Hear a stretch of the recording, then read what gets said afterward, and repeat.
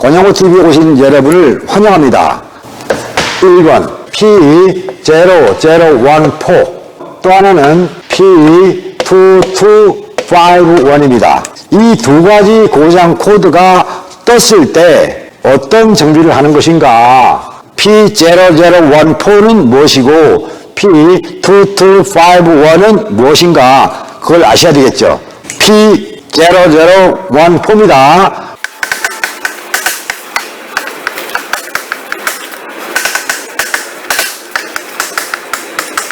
이자스 캠샤우트 타이밍 어디 많습니다. 진각. 제 영상을 통해서 진각과 지각을 많이 보셨을 겁니다. 정상적인 캠샤우트의 타이밍보다 진각돼서 돌아갔다.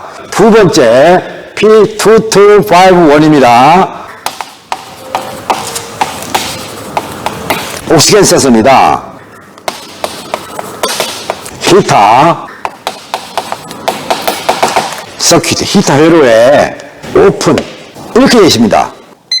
여기서 제대로 될 것 같습니다. 전기장치에서 오픈, 크로스 이게 어떤 차이를 갖는 것인가 그것을 먼저 아실 필요가 있습니다. 보시겠습니다. 여기에 스위치를 달았습니다. 배터리가 있고 전구가 있습니다.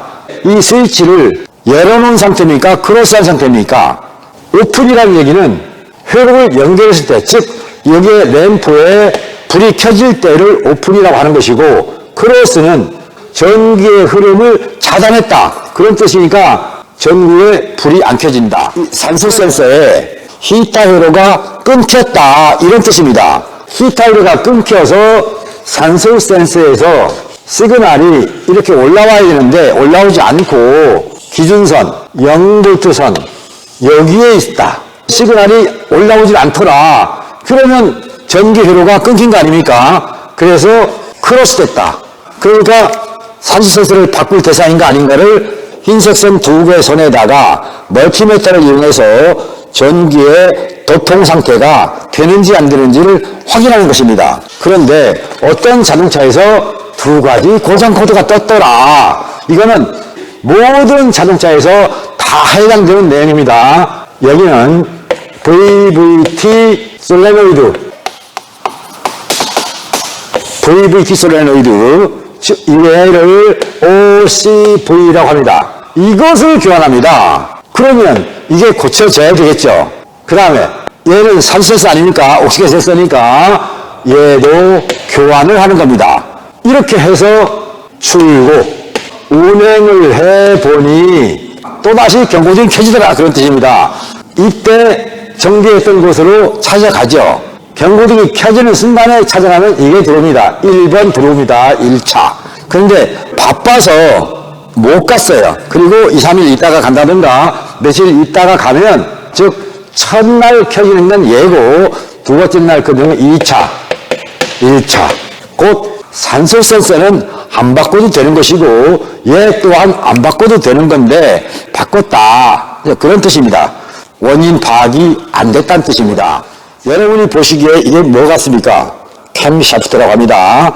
그런데 여기에 체인이 연결돼서 엔진을 돌리고 있습니다. 얘도 같이 돌아갑니다. 캠축 자체는 왼쪽으로도 가고 오른쪽으로도 갑니다. 이것을 그림으로 여러 차례 설명해 드렸습니다. 어떤 그림인가? 그림을 보시면 여러분들이 아실 것 같습니다. 세 개의 원을 그렸습니다. 아이유 상태일 때 이런 모습, 주행할 때 이런 모습, 가속, 순간, 주행 이렇게 됩니다. 이런 것들을 뭐라고 하냐? 밸브, 캐패시티, 산도라고 합니다. VVT, CVVT 이런 기능이 돼 있는 자동차들은 바뀝니다. 여기 각도가 정해져 있습니다. 여기를 오버랩이라고 합니다. 여기도 마찬가지 오버랩. 이 오버랩이 공회전일 때 이런 모드로 와야 되는데 이런 모드가 안 온다. 그럼 어떻게 왔을 때 P0014가 생겼느냐? 이렇게 생각하시면 되겠습니다. 모드에서 뭐라고 말씀드렸습니까? 어드밴스, 진각된다고 그랬어요. 엔진은 이렇게 돌고 있어요. 캠 배기 측의 캠축은 이쪽으로 갔다. 즉 이렇게 어때요? 여기 있어야 할 오버랩이 이쪽으로 바뀌었죠. 그러다 보니 오버랩 기간 동안에 자, 하나를 가지고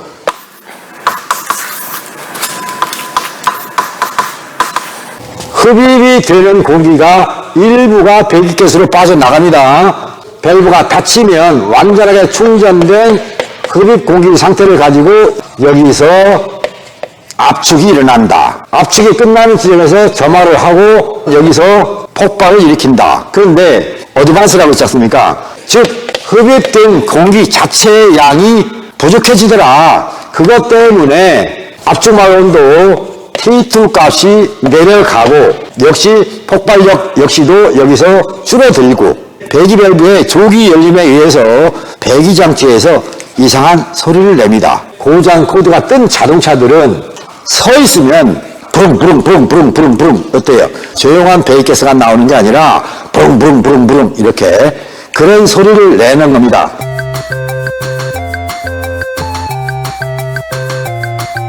머플러가 터졌나? 이런 생각이 들 정도로 배기음이 난다. 이 소리가 뭘까 하고 얼른 정비소로 찾아가죠. 점검하기 위해서 진단하는 사이에 없어져 버려요. 왜? VVT 솔레노이드가 진각된 어드밴스된 캠샤프트가 저절로 유압이 빠져나가면서 복구되는 겁니다. 즉 여기 있던 것이 이렇게 갖고 여기서부터 이만큼 이동했으니까 여기도 이동 이렇게 바뀌었죠. 이렇게 가다 것이 서서히 유압이 빠져나가면서 일이 뒤로 돌아가는 겁니다. 그러니까 여기 있던 것이 뒤로 갔다. 여기서 배기 밸브가 열리던 것이 뒤로 갔다. 정상 위치로 가는 거예요. 그러니까 안정되지 않은 배기음의 소리가 잠시 후에는 즉 차 밑을 들여다보고 있는데 갑자기 조용해져요. 지금은 멀쩡한데요. 같이 들었는데 지금은 조용해졌냐? 유압이 자동으로 손실됐대. 자동으로 해제가 된 겁니다. 그래서 안정된 배기음을 낸다. 폭발력이 낮아진 배기 온도 때문에 발생한 것이니까 교환할 필요가 없는 거 맞죠? 그러면 여기서 왜 멀쩡했던 자동차가 머지않아서 금방 또다시 문제를 일으키느냐? 즉 정비업체에 있을 때는 멀쩡하고 가지고 나가서 운영하다 보면 또다시 경고등을 띄워주면서 증상이 나타나더라. 이랬을 때 누구를 탓하랴? 이런 겁니다. 한국, 미국, 독일, 자동차 선진국들이죠. 한국도 선진국이에요. 정비기술은요, 모두 다 똑같이 모두에서 제시했던 방법처럼 정비합니다. 그러니까 한국의 정비사가 실력이 없어서 못 고치는 것이 아니고 미국 정비사 역시 실력이 없어서 못 고치는 게 아니고 독일에 있는 정비사도 마찬가지고요. 일본도 가서 봤는데요. 정비 실력은 없더라. 그 이유는 무엇인가? 원인입니다.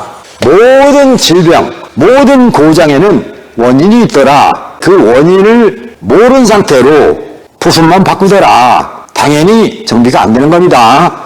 한국에서 자동차를 운행하시는 여러분들이 권영우의 방송을 듣고 있더라도 미국에 있는 독일에 있는 지인들한테 자문을 구해달라고 한번 요청을 해보시는 것도 괜찮습니다. 다 똑같다는 것을 아실 거고요. 거기에 실망하지 마시고 무슨 문제가 생기면 여러분들 스스로 고혈압, 왜 고혈압이 왔는가를 찾으려고 하는 게 아니라 손쉽게 먹을 수 있는 약 하나를 가지고 그냥 살아가려고 하는 그런 모습하고 다르게 뭐가 있겠느냐, 그것을 여러분께 말씀드리고 싶습니다. 지금 이 방송을 촬영하고 있는 이 시간에도 카메라 뒤쪽에서 지금 듣고 계시는 분이 계십니다. 저분한테도 고혈압 환자의 사진을 보여드렸어요.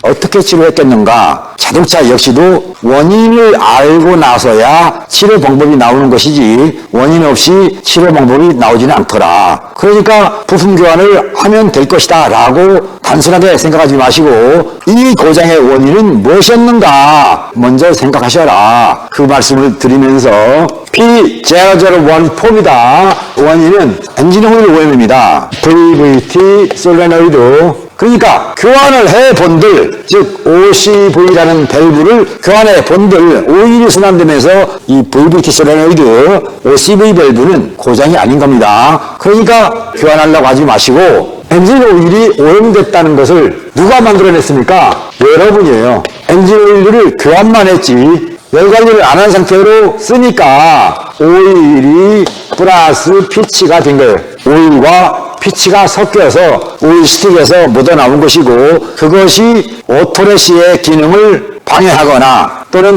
OCV 밸브의 기능을 방해한 것입니다. 이제 이해되셨습니까? 이것 때문에 여러분들의 자동차에서 발생한 P0014 정상적인 정비 방법이 교환이 아니라 클리닝입니다. 오일이 깨끗해질 수 있도록 클리닝을 하거나 아니면 완전히 분해해서 다 씻어서 다시 조립해서 사용하는 것. 그것이 쉬운 정비 방법입니다. 비용은 나올지언정. 그러면 단순하게 할 수 있는 방법은 뭐냐? 클리닝률을 넣고 운행을 하면서 그 속에 오염된 걸 최대한 빼낸 다음에 오일 교환을 하신다면 이런 고장 코드와는 멀어지는 것입니다. 이해되셨습니까?